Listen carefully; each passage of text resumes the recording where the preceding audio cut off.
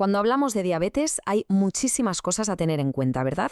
Pero hay una complicación que a menudo se nos pasa por alto, o al menos no se le da la importancia que tiene hasta que la cosa se pone seria: la enfermedad renal crónica. Hoy vamos a ver esto a fondo basándonos en las últimas guías de la Asociación Americana de Diabetes, para entender bien cómo se puede proteger la salud de los riñones. Y para que nos hagamos una idea de la magnitud del problema, las cifras impactan. Entre un 20 y un 40% de las personas con diabetes acaban desarrollando enfermedad renal crónica. Esto la convierte de lejos en una de las complicaciones más habituales y más serias. Vale, vamos al meollo del asunto, porque esta es la gran pregunta, ¿no? ¿Qué es exactamente la enfermedad renal crónica y por qué va tan de la mano de la diabetes? Entender bien esto, pasar de la estadística que asusta a comprender el problema, es el primer paso, el fundamental, para poder tomar las riendas. A ver, a la enfermedad renal crónica se la suele llamar la complicación silenciosa, y con toda la razón del mundo, porque en sus primeras etapas es que no da la cara, no suele haber síntomas, es un problema que avanza poquito a poco, dañando los riñones lentamente, con el paso del tiempo. Pensemos en los riñones como si fueran el sistema de filtrado de altísima tecnología que tiene nuestro cuerpo, pues la diabetes, sobre todo si la glucosa y la presión arterial están altas, puede ir dañando los diminutos vasos sanguíneos que forman estos filtros. Y claro, con el tiempo, el sistema se va volviendo menos eficaz, como un filtro que se va atascando. Y las consecuencias de que este sistema de filtrado se estropee son muy serias. No es solo que aumente muchísimo el riesgo de tener problemas de corazón, es que puede acabar en una insuficiencia renal completa. De hecho, es la principal causa de fallo renal en Estados Unidos, lo que a menudo significa tener que recurrir a diálisis o a un trasplante de riñón. Entonces, claro, la pregunta del millón es, si no das síntomas, ¿cómo se pilla a tiempo?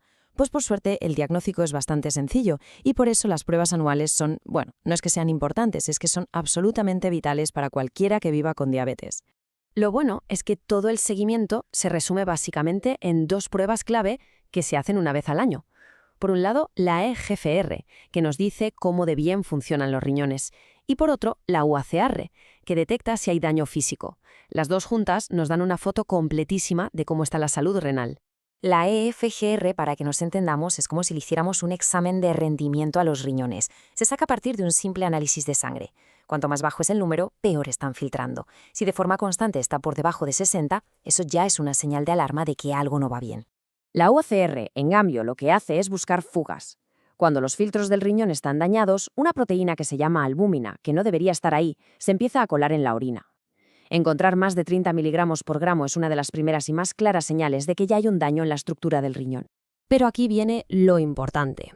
Estos dos números no van por separado, ni mucho menos. Se combinan para saber no solo si hay un problema, sino para entender cómo de grave es y qué riesgo hay de que la cosa vaya a peor.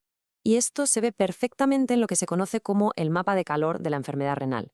Es muy visual. En un eje tenemos la función de los riñones, la eGFR, y en el otro el daño, la albuminuria. Se cruzan los dos resultados y se obtiene un color, que va desde el verde, que es riesgo bajo, hasta el rojo intenso, que es riesgo muy alto. Este mapa es la guía para decidir con qué frecuencia hay que hacer revisiones y cómo de intenso tiene que ser el tratamiento. Venga, vamos ahora con la parte buena, la de las soluciones, porque en los últimos años el tratamiento ha dado un giro de 180 grados. Ahora tenemos un montón de herramientas nuevas y muy potentes para abordar el problema. Todo empieza por los cimientos, por una base bien sólida. ¿Y esto qué significa? Pues varias cosas. Cuidar la alimentación, por ejemplo, bajando la sal y ajustando las proteínas a unos 0,8 gramos por kilo de peso. Y, por supuesto, controlar a rajatabla la presión arterial y la glucosa, además de usar medicamentos que ya son un clásico para proteger el riñón, como los inhibidores de la ECA o los ARA2. Y sobre esa base, ahora se suman nuevos fármacos que han cambiado las reglas del juego por completo. Los primeros son los inhibidores de SGLT2. Se recomiendan sí o sí en personas con diabetes tipo 2 y enfermedad renal porque han demostrado de sobra que frenan el avance de la enfermedad, incluso cuando la función del riñón ya está bastante tocada. El segundo grupo que ha revolucionado el panorama son los agonistas del receptor de GLP-1. Estos medicamentos no solo son geniales para controlar el azúcar y el peso, sino que también se ha visto que tienen unos beneficios clarísimos a la hora de frenar la enfermedad renal y, muy importante, de reducir el riesgo de infartos y otros problemas cardiovasculares. Y el tercer gran fichaje en este equipo son los llamados ARM no esteroideos.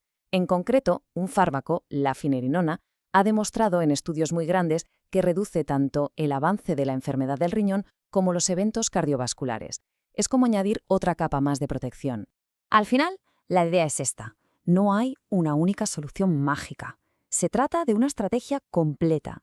Se combina el estilo de vida, la terapia de base que ya conocíamos y por encima se añaden estos nuevos medicamentos para proteger a la vez el corazón y los riñones, creando un efecto mucho más potente. Entonces, ¿con qué nos quedamos de todo esto? Pues con una palabra clave: proactividad. Se acabó la época de sentarse a ver cómo la función del riñón iba bajando sin poder hacer mucho. Ahora tenemos las herramientas para actuar, y para actuar de forma muy eficaz.